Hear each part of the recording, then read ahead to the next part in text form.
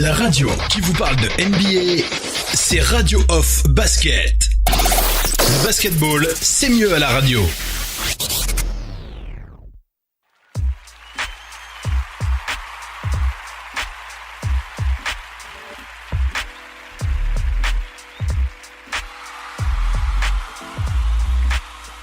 Radio Off Basket, la radio numéro 1 pour tous les fans de basket francophone à travers le monde. Participez en direct avec votre compte Skype. Pour cela, contactez le compte Skype Radio Off en un seul mot. Réagissez sur Twitter avec le hashtag Radio Off Basket. Saisissez votre commentaire sur notre page Facebook. Contactez-nous par mail à l'adresse info@radiooff.net. Envoyez-nous un SMS au numéro de téléphone 0044 740 570 45 65. Une seule adresse internet www.radiooff.net.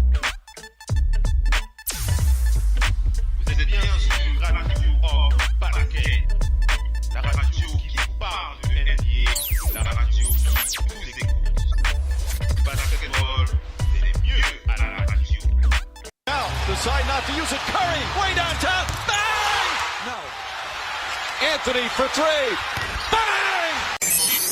In your face, all over the place. We're online 24/7. 24/7. You're listening to the hottest internet station. Radio Hall of Fame Basketball. The first NBA radio for all the fans around the world. Radio Hall of Fame Basketball. We talk about NBA. We talk about passion. We are your radio.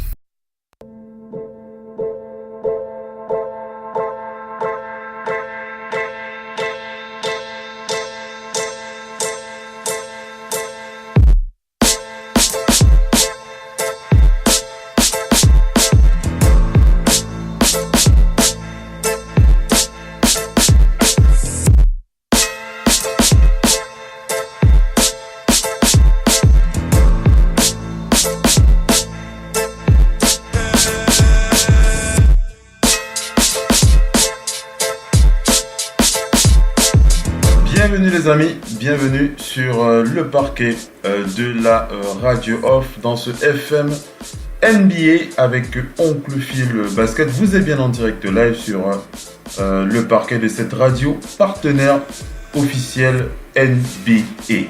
Alors en cette période de playoff, on va faire le point sur un dossier, puisque j'annonce rapidement le programme. On va faire le point sur un dossier que j'avais envie d'ouvrir sur les Nets de Brooklyn. On va un peu rentrer à l'intérieur de l'histoire de cette franchise pour essayer d'expliquer comment est-ce que cette franchise est devenue une franchise dédiée à la gagne, puisque c'est quelque chose d'assez nouveau dans cette franchise des Nets de Brooklyn. Donc voilà, on va un peu rentrer un peu dans l'histoire de cette franchise, en tout cas dans ce qui s'est passé il y a encore quelques semaines ou encore quelques mois, pour ne pas dire il y a moins de 2 ans, puisqu'il y a encore 2 ans de cela, les Nets ne faisaient pas partie des équipes que la majorité des fans appréciaient. En tout cas, les Nets ne faisaient pas partie des équipes dont on aimait bien parler, en tout cas sur les médias, quand on parle de buzz en NBA. Donc j'aimerais bien, on va ouvrir ce dossier concernant les Nets de Brooklyn et on va commencer. Et on va pour cela, pour mieux comprendre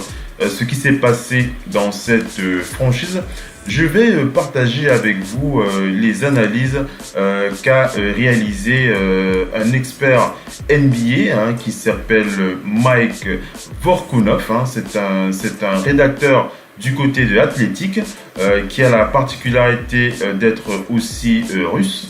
Il a notamment contribué chez Vice Sports, dans le New York Times et aussi dans USA Today. Donc il nous donne des informations assez pertinentes sur l'évolution, sur cette évolution que nous avons, en tout cas sur cette évolution qui nous a conduit au résultat que nous voyons aujourd'hui avec cette belle équipe des Nets de Brooklyn.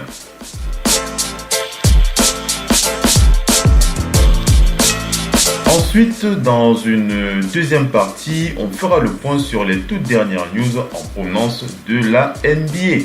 On n'oublie pas de préciser que nous sommes dans les playoffs, en tout cas on le rappelle, vous le savez, nous sommes dans la soirée des playoffs. On ne va pas commenter les matchs dans ce talk show, puisque les talk shows de FMNBA ne sont pas destinés à revenir sur ce que vous savez déjà, mais de s'attarder sur des points clés concernant l'actualité de la NBA, que ce soit des joueurs, que ce soit des équipes ou encore que ce soit des informations importantes à partager avec vous.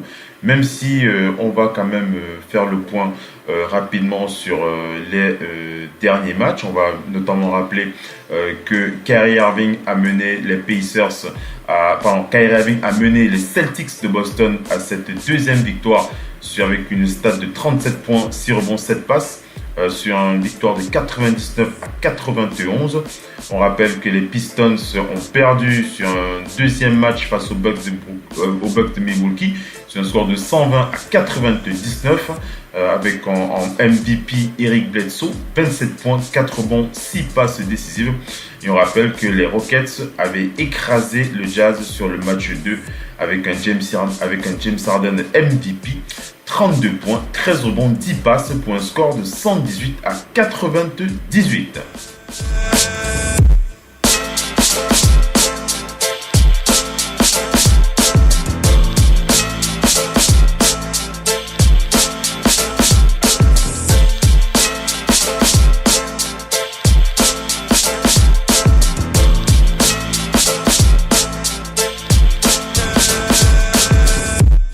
Allez, on enchaîne. Donc voilà pour le rappel de ces matchs qui sont donc en cours. Et on rappelle que pour ce soir, nous aurons les Sixers de Philadelphie. Nous aurons les Sixers qui vont enchaîner avec leur troisième match face aux Nets de Brooklyn. On aura les Nuggets de Denver face aux Spurs. On aura les Warriors face aux Clippers de Los Angeles. Donc voilà un peu pour les matchs à venir.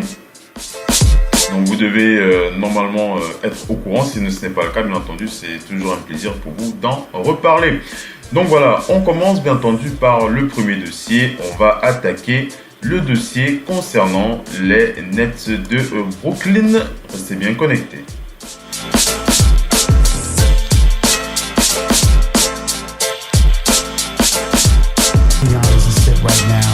Because he appears to be, and it probably is the most dominant. I mean, gaining 57 pounds of muscle since he first came into the league, just moving people out of the way, got the mean streak in him, will dunk on anybody. Shaq came on my radio show after Super Bowl week and called them the closest thing to me since me. That's what Shaq said about himself. He said, I never wanted to give up the Superman, tag before, but for this dude, meaning the Greek freak, I will. Fine, no problem. But that don't make him the best player in the game. Last time I checked, KD played some defense too. And offensively, as far as I'm concerned, I'm going to say this, I'm going to put this out on a limb. Giannis ain't in KD's class offensively. He ain't in his class offensively. He can't shoot like that, brother. Kevin Durant, yes. The only thing you can say about Kevin Durant is that he's skinny and that he's not as strong as Giannis. That's about it.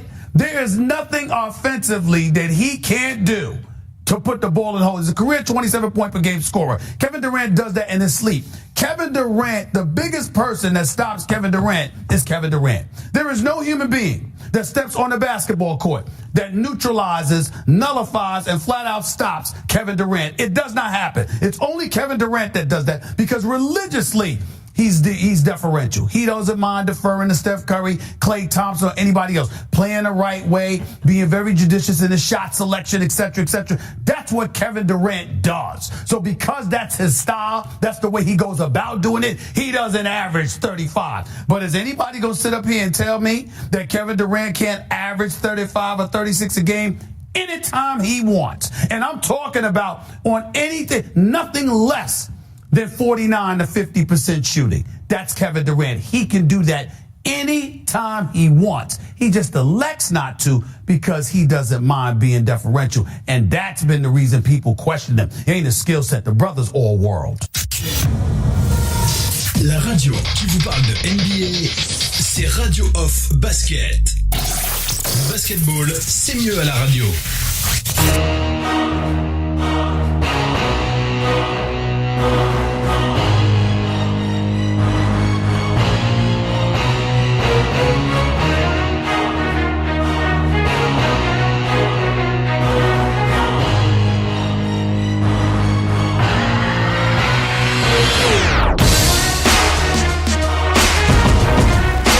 Allez les amis, on rattaque avec la suite de ce talk show. Nous sommes dans FM NBA. On fait donc le point sur ce dossier concernant les Nets de Brooklyn. Qu'est-ce qui a permis à ces Nets d'avoir une culture, une véritable culture de la gagne? C'est le dossier qu'on va attaquer ce soir pour vous, mesdames et messieurs. Alors, on va commencer par rappeler que dans ce dossier, nous allons notamment parler de trois acteurs majeurs de la reconstruction de cette équipe.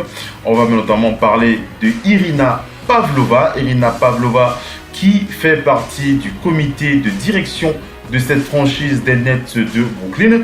On va parler de Sean Marks. Sean Marks qui est bien entendu le général manager des Nets de Brooklyn. Et on parlera bien entendu on va parler de Sean Marks, de Sean Marks, voilà, le coach.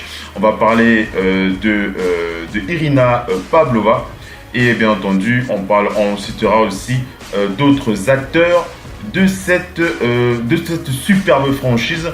On n'oublie pas son propriétaire Mikhail Prokhorov, le mania russe. Donc on rappelle d'abord que j'ai oublié je crois que je vous avais donné le nom de cet expert qui s'appelle Mike Vorkunov, qui nous donne donc cette information, ce dossier, on va dire ça comme ça, sur les Nets de Brooklyn.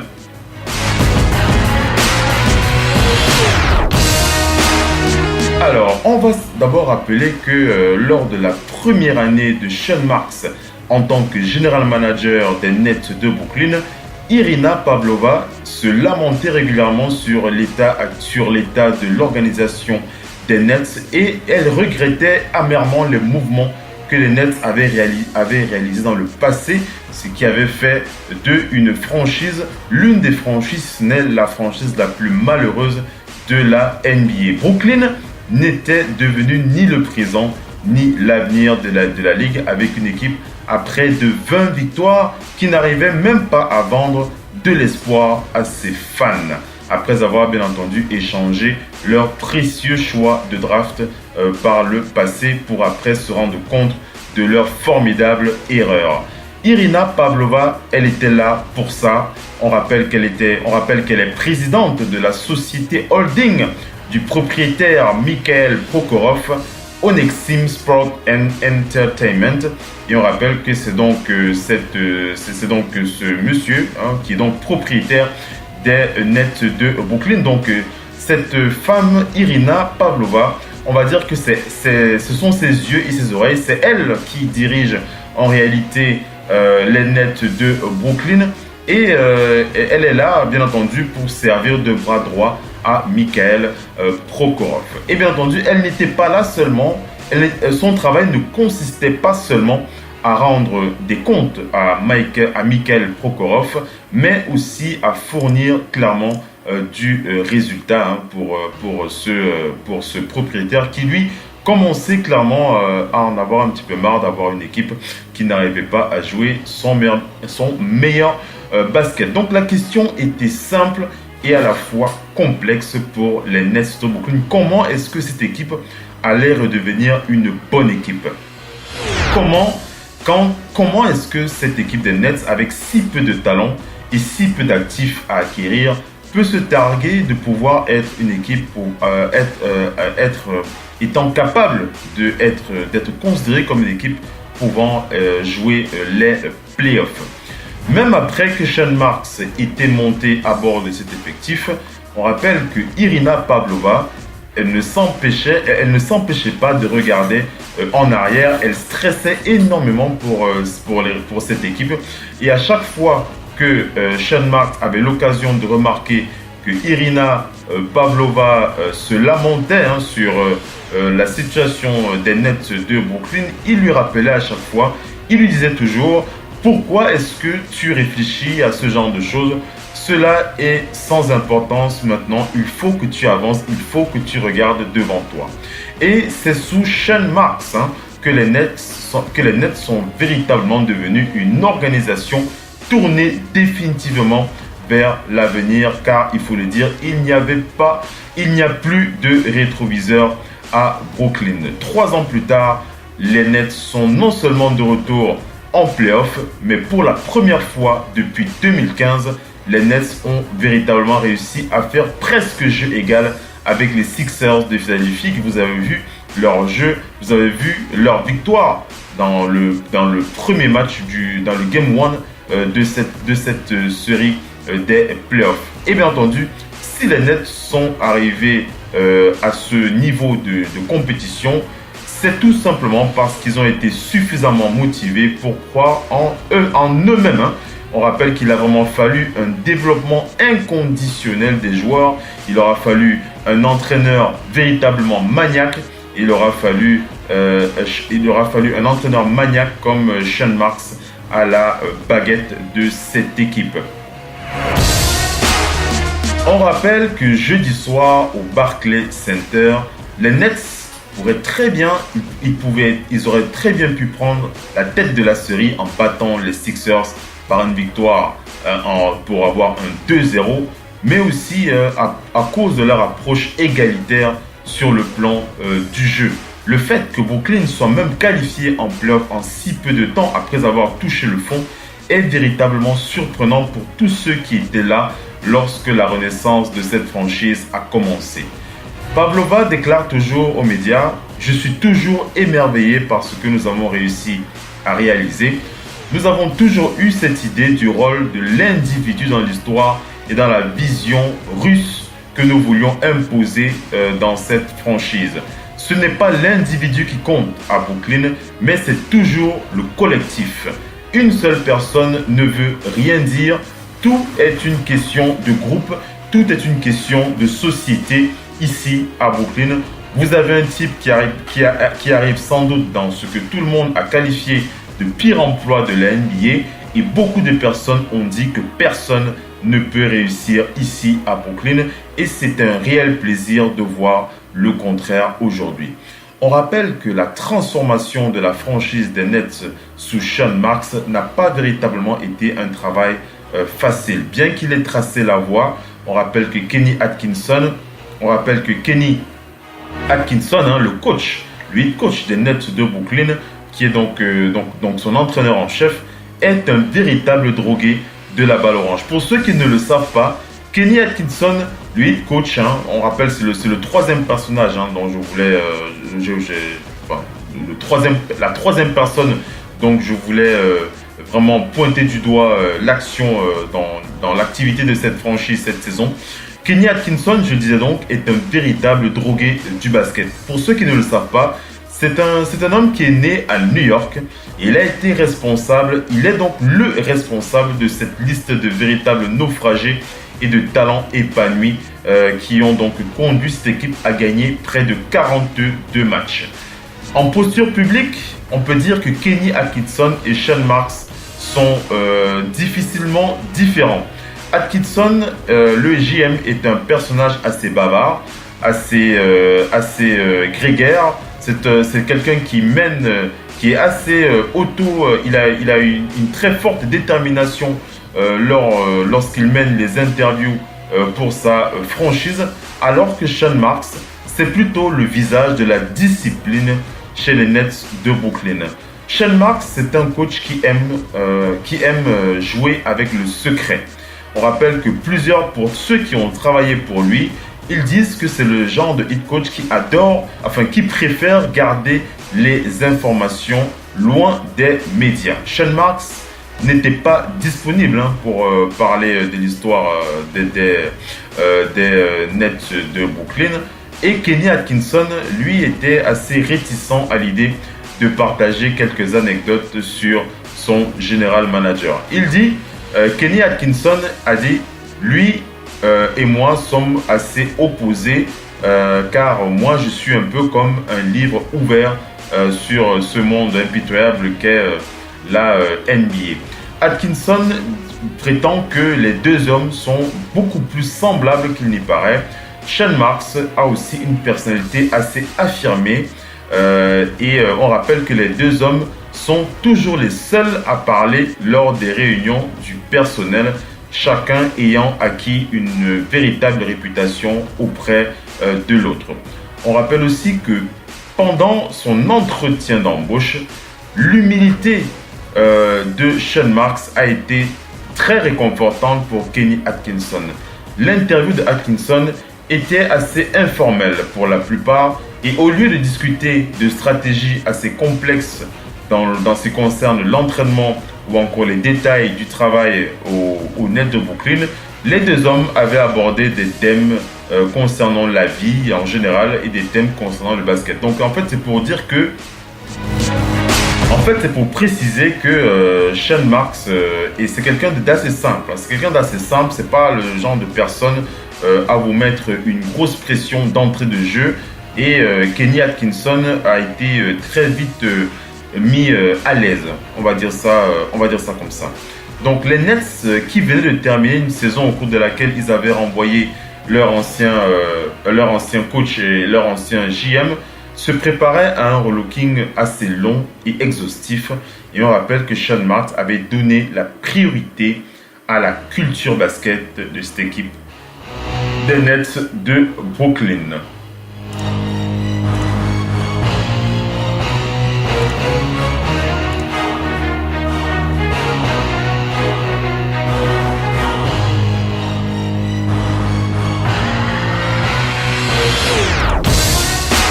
Donc voilà, donc je continue avec cet exposé pour vous préciser que pour Sean Marks, la priorité était donnée à la culture qu'il pouvait apporter à cette équipe des Nets de Brooklyn. Il a souvent déclaré dans les médias, la culture est quelque chose que nous pouvions contrôler, c'est quelque chose que nous pouvions vraiment contrôler au sein de notre franchise. Plus que toute autre chose. Il avait déclaré cela dans Sport Illustrated pendant ses débuts. Il avait dit « Nous allions essayer de nous amuser en chemin et cela allait être une priorité. Nous savions qu'il y aurait des jours sombres. Si nous perdions 5 matchs consécutifs, comment allons-nous contrôler cela ? Quelle est la perception que nous avons de nous-mêmes et la perception que nous avons de ceux qui nous regardent ? Qu'est-ce que nous donnons sur le parquet ? Pendant 2 ans, nous avons navigué dans cette voie et ce n'est peut-être pas quelque chose aux yeux du public d'assez plaisant. Mais il faut quand même le dire, nous avons célébré des petites victoires au cours de notre route. Les actions de Sean Marks ont suivi ses promesses au comité de recherche des Nets lors de son premier entretien d'embauche. Il avait souligné que la NBA G-League était l'une des clés de la reconstruction de cette franchise. Mais ce n'était pas seulement son plan qui l'avait convaincu au cours de ce processus. Pavlova était assez sceptique au début du pédigré, en collaborant avec Sean Marks. On rappelle que Sean Marks avait été d'abord du côté de San Antonio, où il avait été entraîneur adjoint et il avait travaillé aux côtés de Greg Popovich et de R.C. Buford après une carrière de 11 ans dans la NBA. Donc il suscitait beaucoup de questions pour Pavlova. Et lieu de cela, elle a été vraiment frappée par l'humilité de Sean Marks, son manque d'ego par rapport aux autres candidats qui avaient été interviewés pour ce poste. Et c'est surtout ça qui l'a frappé pour Pavlova, c'est le fait que Sean Marks, lors de son interview, c'était pas quelqu'un qui mettait en avant vraiment ses qualités. C'était vraiment pas le type de personne qui va vous dire « Allez, embauchez-moi, sinon... si vous m'embauchez, vous avez le meilleur JM du monde. » Non, vraiment, Sean Marks, c'est vraiment le type, une personnalité assez attachante, assez simple et surtout avec beaucoup d'humilité. On va dire ça comme ça. Et lorsque Sean Marks est donc arrivé à Brooklyn, les premiers mois ont été remplis de tensions pour certains membres de la franchise. On rappelle qu'il a été embauché le jour de la date limite des transferts, des trades, au milieu d'une saison qui avait déjà été perdue et beaucoup de personnes s'interrogeaient sur leur emploi au Nets de Brooklyn. Et selon certaines sources, Sean Marks aurait gardé ses distances pour évaluer l'organisation et cela avait créé un vrai malaise. Il avait impressionné avec une touche personnelle puisqu'on rappelle qu'il envoyait régulièrement des fleurs aux épouses des employés. Donc vous voyez, c'est quelqu'un non seulement d'assez humble, mais c'est quelqu'un qui tient aussi à garder une certaine alchimie dans son staff. Et donc voilà, on précise cette anecdote où il a l'habitude d'envoyer des fleurs aux épouses des employés de sa franchise. On rappelle qu'il a aussi régulièrement organisé des dîners avec les joueurs et notamment avec le personnel de son équipe du côté de Denver à Ocean Prime lors de voyages à l'extérieur. On rappelle que Sean Marks avait pris à cœur les choses seulement après avoir assumé qu'il obtiendrait son autonomie totale, avait déclaré Pavlova. Donc ce n'est qu'après avoir été certain qu'il était autonome pour les décisions qu'il a décidé de prendre les choses en main. Et il a rapidement développé la réputation d'être quelqu'un pour qui aucun détail n'était trop petit. Et il a vraiment mis en place beaucoup de choses. Par exemple, lors d'une visite du nouveau centre d'entraînement, il avait indiqué les endroits où il espérait apporter des changements. Il avait rapproché la salle familiale du Berkeley Center du terrain d'entraînement et du vestiaire. Et il avait engagé du personnel pour garder les enfants des joueurs pendant les matchs. Donc c'est quelque chose d'assez important puisque, je le répète, il avait vraiment tout fait pour rapprocher les joueurs de leur famille, on va dire ça comme ça, en engageant des babysitters pendant les matchs pour garder les enfants, ou bien encore en rapprochant le centre d'entraînement du lieu familial, ce lieu où les joueurs pouvaient rester quelque temps avec leur famille. Et on rappelle que la première signature, puisque lorsque un JM arrive dans une équipe, la première chose qu'on observe, c'est comment est-ce que ce JM va se comporter pour sa première signature. Et sa première signature reflétait vraiment l'esprit avec lequel il souhaitait imposer sa marque au Nets de Brooklyn, puisqu'on rappelle qu'il avait signé un contrat de 10 jours avec Sean Kilpatrick. 10 jours après son entrée en fonction pour un contrat de plusieurs années, Sean Kilpatrick, un joueur de 26 ans, on rappelle que ce joueur tentait de rester dans la ligue après avoir passé plusieurs années en NBA G-League. Il avait donc signé ce joueur pour un contrat de 10 jours. Son plus grand amour avec moi, il voulait s'assurer que je sois sa première signature et il voulait créer une véritable culture qui pourrait durer éternellement, avait donc déclaré Sean Kilpatrick. Non seulement les joueurs s'amélioraient, mais nous étions une véritable famille et je pense que c'est quelque chose qu'il a extrêmement bien géré. Le joueur et le JM ont d'ailleurs noué une véritable relation assez étroite et on s'en rappelle qu'ils s'envoient régulièrement des SMS et ils discutent régulièrement au téléphone. Selon Sean Kilpatrick, son general manager est la raison pour laquelle il a ouvert un magasin de jus de fruits du côté de Brooklyn. On rappelle que c'est sa ville natale, donc il a ouvert un magasin qui s'appelle The Juice Lab, un magasin de jus de fruits, et ça suite à sa relation avec son general manager.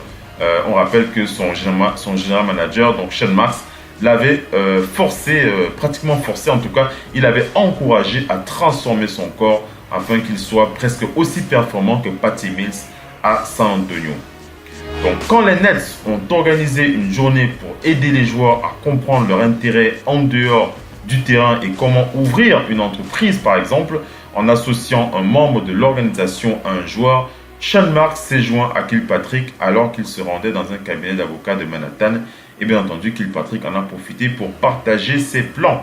On rappelle qu'il avait déclaré « Il était comme le parrain que je n'ai jamais eu ». Bien que Sean Marks soit connu pour ses petits gestes, ce sont les grandes décisions qui ont été prises pour définir son mandat à la tête des Nets de Brooklyn. Il a entrepris rapidement d'échanger quelques biens de valeur dont il avait hérité, à savoir Brook Lopez, Thaddeus Young ou encore Bojan Bogdanovic, contre des futures pièces maîtresses comme Caris LeVert, D'Angelo Russell ou encore un choix de premier tour qui est devenu Jarrett Allen. On rappelle qu'il avait utilisé une casquette pour tenter de voler des agents libres restreints comme Otto Porter Jr. ou encore Tyler Johnson ou encore Allen Crabbe. Mais sa décision était surtout de rester compétitif. Et les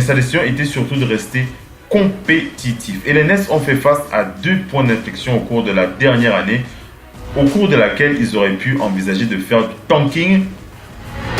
Lorsqu'ils ont repris le contrôle de leur choix de draft au début de cet hiver, ils avaient perdu le verbe après une blessure et ils ont ensuite chuté à 8 victoires pour 18 défaites, donc 8 défaites consécutives. Les Nets ils en étaient venus à déterminer par leur compétitivité, par être déterminés par leur sens de la compétitivité en tant qu'organisation, ou alors avec le risque de perdre intentionnellement et en contradiction avec un avenir plutôt prospère. Et le fait d'aller vers du tanking, c'est bien entendu une mauvaise réputation que vous dressez auprès des autres joueurs de la NBA. Et bien entendu, les Sixers, aujourd'hui en playoff, fait partie de ce type d'archétype en termes d'adversaires dont les Nets avaient vraiment besoin pour démontrer l'étendue de leur talent. On le sait que les Knicks sont leurs rivaux dans la ville, mais c'est vraiment des équipes comme les Sixers ou encore comme d'autres équipes beaucoup plus compétitives qui leur donnent envie de démontrer qu'ils ont vraiment le cœur sur le parquet. Les Nets donc n'avaient pas de superstar et ils ont donc décidé de transformer D'Angelo Russell en une véritable superstar. On rappelle qu'ils ont transformé Spencer Dinwiddie en une véritable arme offensive et ils ont permis à Levert de devenir un pilier de cette équipe avant qu'il ne soit blessé au pied droit. C'était pendant le mois de novembre. On rappelle que Pavlova n'avait jamais pensé que le tanking était une option pour les Nets et le concept était véritablement quelque chose d'inacceptable pour elle. Donc, on rappelle que Jared Dudley, lui aussi, a déclaré sur cette équipe « Je pense que nous aurions été trop bons pour être parmi les 5 derniers de la NBA. Quant à Sean Marks et Kenny Atkinson, tout ce qu'ils nous ont dit, c'est de construire une équipe et de pouvoir gagner le plus de matchs possible. On perd de la crédibilité lorsque on n'est pas assez performant et ça ne permet pas aussi d'engager les meilleurs joueurs de la ligue. Donc c'est la raison pour laquelle nous avons tout fait pour être pour garder une bonne alchimie dans notre équipe. Les médias ont souvent interrogé Kenny Atkinson sur le fait de pouvoir revenir en playoff la saison prochaine. Et Kenny Atkinson, lui, ne se fixe jamais de délai. Il n'a pas de délai pour revenir en playoff. On rappelle que ce n'est pas terminé. Les Nets ne sont pas encore éliminés. Mais on le sait, ce sont les Sixers qui sont bien entendu favoris. Bien que Pavlova ait déclaré que Sean Marks en avait discuté lors de son entrevue, l'objectif des Nets de Brooklyn, c'est d'édifier une véritable culture basket, une véritable culture de la gagne. Et on peut le dire, les Nets ont définitivement construit leur culture basket puisqu'ils ont réussi à transformer une liste de joueurs sans nom en une équipe capable de se qualifier pour les playoffs. Donc c'est vraiment quelque chose d'extraordinaire et de bien qu'il faut leur donner. Il faut le leur reconnaître et c'est vraiment une occasion pour nous de les féliciter ce soir. Donc pour terminer avec la définition de la culture basket selon Kenny Atkinson, il avait déclaré « Pour moi, la culture basket du côté des Nets, c'est d'abord prendre en compte les besoins et l'intérêt des gens. Pour moi, la culture, c'est 100% les gens dans cette franchise. C'est ma définition, avoir un groupe de personnes, des personnes bien, des personnes talentueuses et des personnes ayant le sens de la collaboration. J'aimerais penser que Sean et moi sommes parmi les personnes les plus collaboratives dans cette franchise, mais je plaisante tout le temps avec ce terme, mais je suis aussi un coach en soif d'information. J'ai tous ces gens, tous ces joueurs autour de moi, tout ce personnel qui me donne d'excellentes informations et qui m'aide à mieux coacher mon équipe. Mon personnel à la performance pour les joueurs, ce n'est pas un vieux singe qu'on apprend à faire la grimace. Donc parfois, je peux être assez capricieux lorsqu'il s'agit de demander des résultats, mais je m'attache d'abord à l'être humain, je m'attache à la personnalité humaine et c'est ça qui nous a permis de former le groupe que nous avons aujourd'hui. Donc voilà un peu comment est-ce qu'on peut finaliser ce podcast avec ce dossier qui nous permet de comprendre un peu mieux comment les Nets de Brooklyn sont devenus une véritable équipe. Une équipe capable de gagner, une équipe qui peut encore gagner. On rappelle que cette équipe a la possibilité de renverser la vapeur avec le Game 3. On en reparlera bien entendu dans les autres éditions.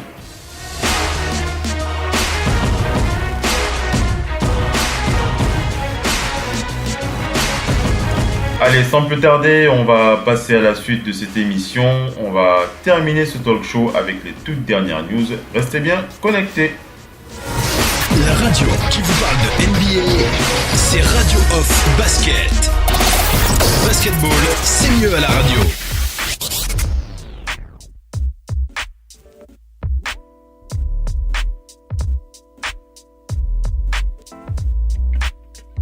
Radio Off Basket, la radio numéro 1 pour tous les fans de basket francophone à travers le monde. Participez en direct avec votre compte Skype. Pour cela, contactez le compte Skype Radio Off en un seul mot. Réagissez sur Twitter avec le hashtag Radio Off Basket. Saisissez votre commentaire sur notre page Facebook. Contactez-nous par mail à l'adresse info@radiooff.net. Envoyez-nous un SMS au numéro de téléphone 0044 740 570 45 65. Une seule adresse internet www.radiooff.net. Vous êtes bien sur Radio Off Basket, la radio qui parle de NBA, la radio qui vous écoute. Basketball, c'est mieux à la radio.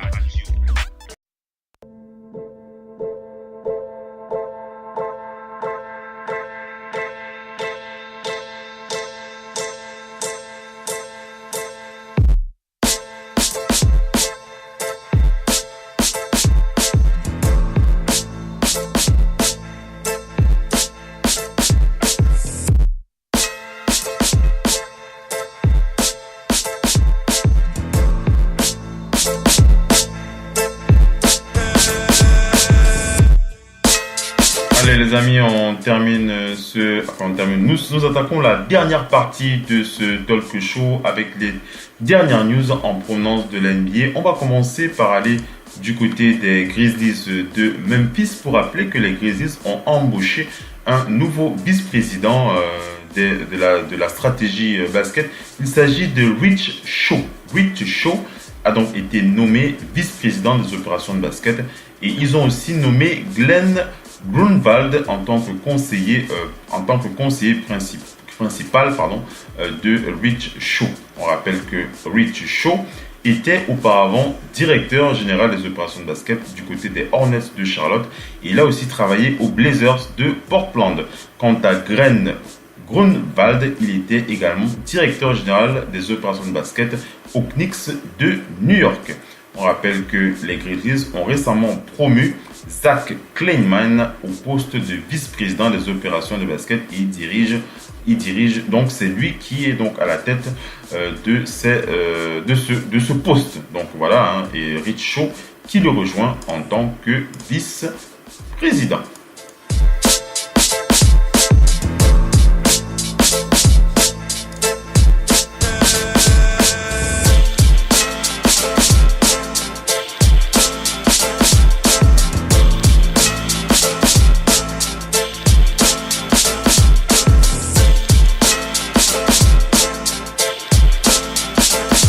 Continue avec ce talk show, on va aller du côté des Cavs de Cleveland, les Cavs qui ont à cœur de s'intéresser au dossier de Gordon Hayward du côté des Celtics de Boston. Les Cavs veulent vraiment avoir Gordon Hayward. On rappelle qu'ils avaient offert déjà un contrat maximum à Hayward lors de la Free Agency, c'était en 2014. Le nom d'Hayward a donc été mentionné dans le média Cleveland Plain Dealer dans les scénarios de trade qui impliqueraient bien entendu le contrat de J.R. Smith. Les Celtics essaieront donc de signer de nouveau Kyrie Irving et d'échanger Anthony Davis cette saison. On rappelle que s'ils attaquent le dossier de Kyrie et de Davis, les Celtics pourraient éventuellement se réorganiser autour de Jason Tatum et de Jaylen Brown. Gordon Hayward, on rappelle que son contrat, il a un contrat de 2 saisons supplémentaires avec les Celtics.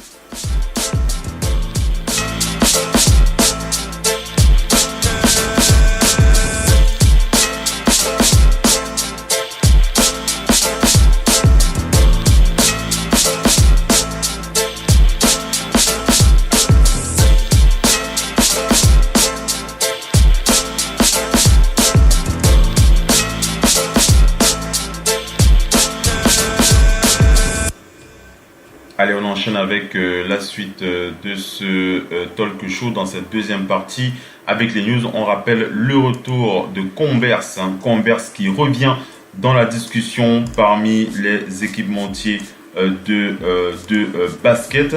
Converse qui a présenté une nouvelle chaussure appelée All-Star Pro BB avec en porte-drapeau Kelly Oubre Jr.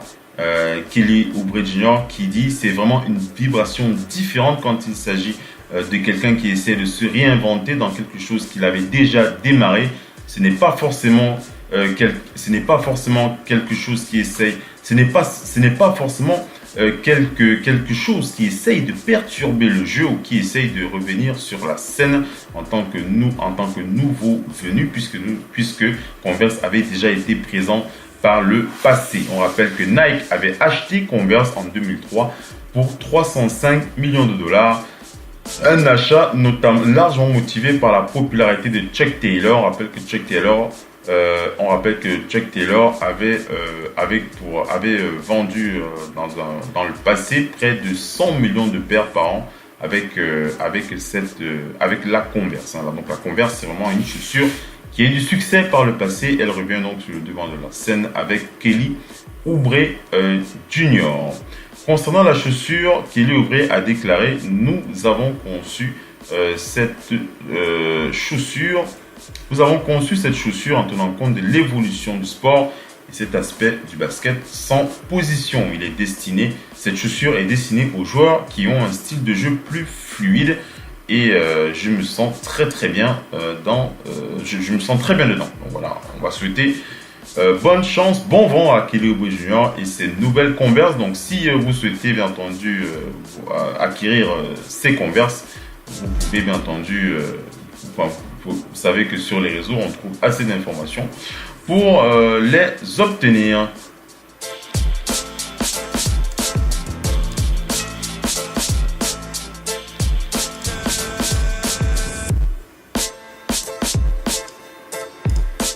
On va du côté de la NCAA pour parler de l'officialisation de Jared Culver. Jared Culver qui a donc décidé, ce joueur de Texas Tech, qui a donc décidé de se déclarer pour la draft NBA. On rappelle qu'il devrait figurer parmi les 10 meilleurs joueurs de cette draft.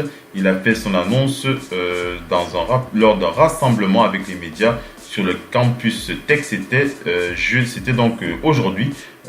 Donc voilà, on rappelle que ce joueur, Jared Culver, il a tourné à 18 points par match, en moyenne par match cette saison. Il avait déclaré « Je veux remercier Dieu et ma famille pour le talent qu'ils ont eu.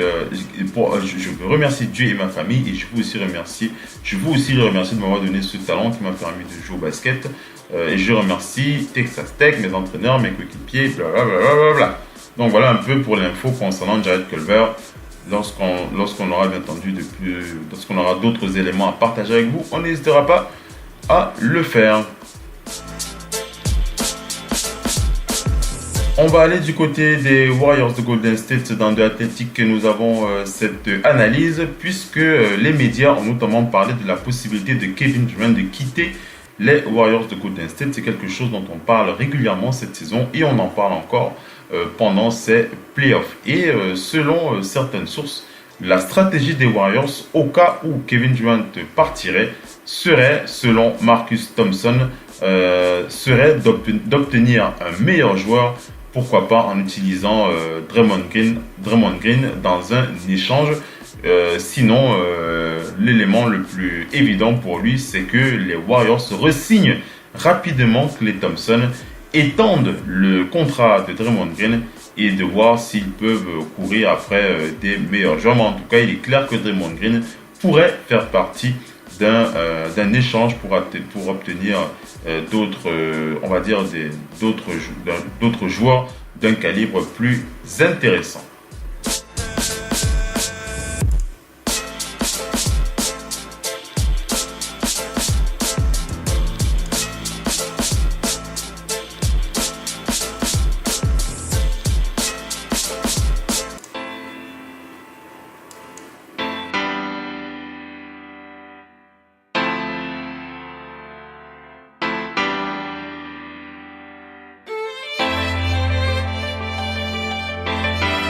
Allez, on va terminer avec ce dernier talk show.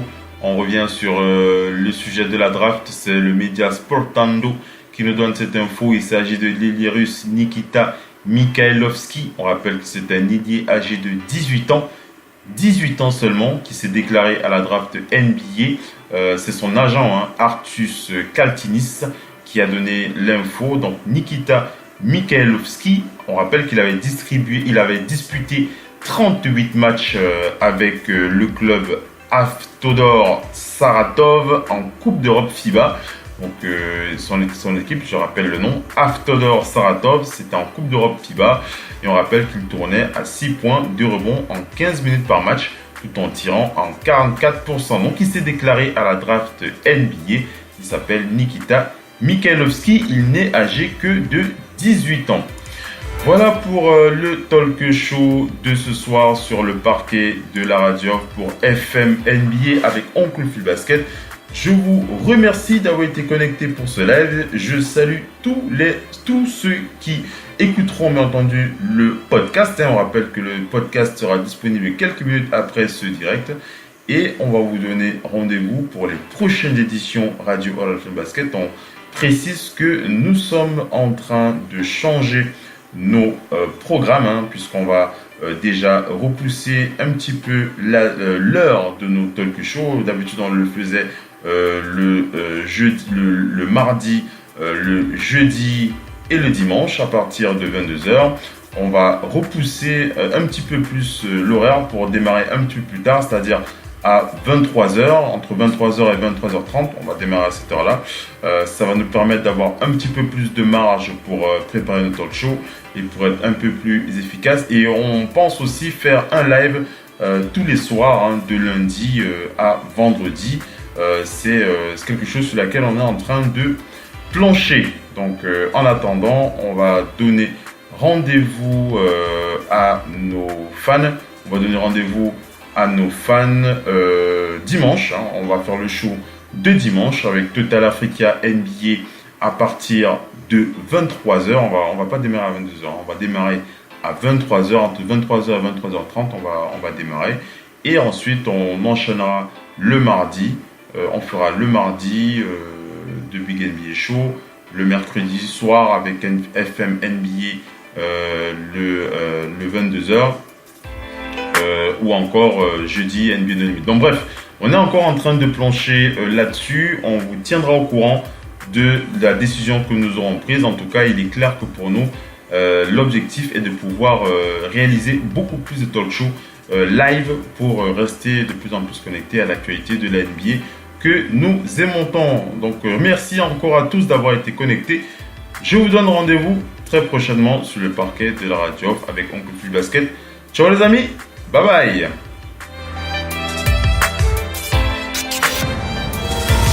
La radio qui vous parle de NBA, c'est Radio Off Basket. Le basketball, c'est mieux à la radio.